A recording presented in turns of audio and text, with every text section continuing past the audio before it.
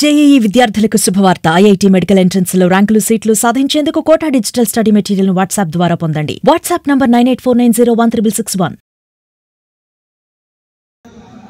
మరి వీళ్ళంతా కూడా ఎన్నికలప్పుడు నేను కొన్ని ప్రాంతాలు పర్యటించాను. ఆ పోలింగ్ అందరూ కూడా కొంత చీరలు కట్టుకొని పూలు పెట్టుకొని పిల్లలు నిలుచుకోండి, ఇవన్నీ కూడా జగన్మోహన్ రెడ్డి గారికి ఓట్లు వేస్తారని చెప్పి క్యూ 6 గంటలకు అయిపోతూ ఉంటే ఆ ఎన్నికల అధికారులకు చెప్పి రాత్రి 10 గంటల దాకా కూడా ఓట్లు వేయించారు.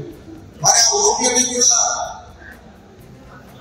చంద్రబాబు నాయుడు వేస్తారా, జగన్మోహన్ రెడ్డి గారికి వేస్తారా అని ఒకసారి ఆలోచిస్తే ఆ రోజు జగన్మోహన్ రెడ్డి గారి ఇంటికి 4 లక్షలు 5 లక్షలు వేస్తే ఆ పథకాలన్నీ పేరు చేసుకొని నేను చెప్పినవన్నీ కూడా పెట్టుకొని నిప్పారు అని పెద్దల మహిళలకు నీకు 18 అని చెప్పి చెప్తే అన్ని కూడా నమ్మి మహిళలందరూ కూడా జగన్మోహన్ రెడ్డి గారికి ఓట్లేదు. తప్పుడు మాటలు, అప్పటికప్పుడు హామీలు నమ్మారు, మోసపోయారు. తిరిగి మీకు అవకాశం వస్తా ఉంది, జగన్మోహన్ రెడ్డి గారు పంపించుకోండి, తిరిగి మంచి సుపరిపాలన మీ అందరికీ అందిస్తారని చెప్పి మనం చెప్పే అవసరం గ్రామాలలో మన నియోజకవర్గాలలో ఉందని కూడా మీకు ఆనందిస్తున్నాను. తప్పుడు హామీలను ఇచ్చి ఈరోజు 8 నెలల కాలంలోనే 1,19,000 కోట్లు అప్పు చేశారు. 1,19,000 కోట్లు అప్పు చేసి నువ్వు ఏ ప్రాజెక్టు చేపట్టావు, ఎన్ని మంది ఉద్యోగాలు ఇచ్చావు, ఎన్ని సంక్షేమ పథకాలు అమలు చేశావు, ఆ పెన్షన్ అది కూడా అనాథ ఇప్పటికే దాదాపు 3 లక్షల పైచలకు పెన్షన్లన్నీ కూడా తీసేయడం జరిగింది.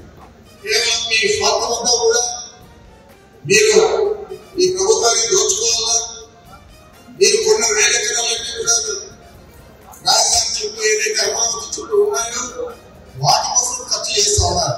దాదాపు ఒకేసారి 53,000 కోట్ల టెండర్లు పిలిచారు అక్కడ అభివృద్ధి కార్యక్రమాలు. ఈ విధంగా అంతా కూడా దుర్వినియోగం చేస్తున్నారు తప్ప వేరే ఇచ్చిన హామీలు నెరవేర్చాలని ఏ కోసం లేదు. ఈరోజు మనం చూస్తూ ఉన్నాం, ఆమెమో పొందేశ్వరి 12,50,000 కోట్లు అప్పులు చేసి చెప్పాడు జగన్మోహన్ రెడ్డి గారు చెప్పి ఎన్నికల్లో ప్రచారం చేసింది. ఈయనకు శ్రీలంక మాదిరి అయిపోయింది, 14 లక్షల కోట్లు అప్పు చేశాడు. శ్రీలంక పరిస్థితి మనకు వ్యాపరించింది. చంద్రబాబు నాయుడు ముందు ఎత్తుకుంటే ఆయన ట్విట్టర్లో పవన్ కళ్యాణ్ గారు శ్రీలంక 100 దూరంలో శ్రీలంక అయిపోయడానికి రెడీగా ఉంది మన రాష్ట్రం అని చెప్పి చెప్పడం జరిగింది. మరి అందరూ కూడా తాళాలంటే తండాలని తప్పుడు మాటలు, తప్పుడు వాగ్దానాలు అన్ని కూడా చేసి ఈ రోజు మేము చేయలేమని మాట్లాడితే నేను కూడా చెప్తున్నాను, చంద్రబాబు నాయుడు ₹1 పిల్లలకు ఇప్పటిగా బొమ్మలుంటే వస్తున్నారు. తప్పనిసరిగా ఈ రోజు మా కార్యకర్తలకు ఏదైతే అన్యాయం జరిగిందో, ఏ కార్యకర్తల మీద అయితే అనేక రకాల కేసులు పెట్టారో, ఏ రకంగా మీరు మా సోషల్ మీడియా వ్యక్తులందరినీ కూడా భావించారు, ఇవన్నీ కూడా గుర్తున్నాయి. రాబోయే ఎన్నికల తర్వాత తప్పనిసరిగా జగన్మోహన్ రెడ్డి గారు ముఖ్యమంత్రి అవుతారు. అయిన తర్వాత ఇవన్నీ కూడా మీకు కూడా రుచి చూపిస్తామని కూడా నేను మనవి చేస్తున్నాను. తప్పనిసరిగా అందరి కూడా ఎవరైతే మన గ్రామాలలో మన కార్యకర్తల మీద దాడి చేశారో ఆ దాడులకు ప్రతిదానం ప్రతి చోట కూడా జరిగిందని కూడా మేము చేస్తున్నాం.